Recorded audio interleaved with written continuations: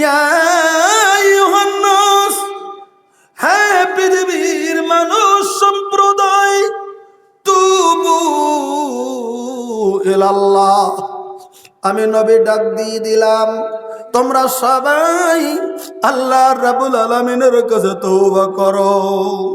নবী নির্দেশ দিলেন, নবী অর্ডার দিলেন, তুবু ইলাল্লাহ, তোমরা সবাই আল্লাহ রাব্বুল আলামিনের কাছে তওবা করো।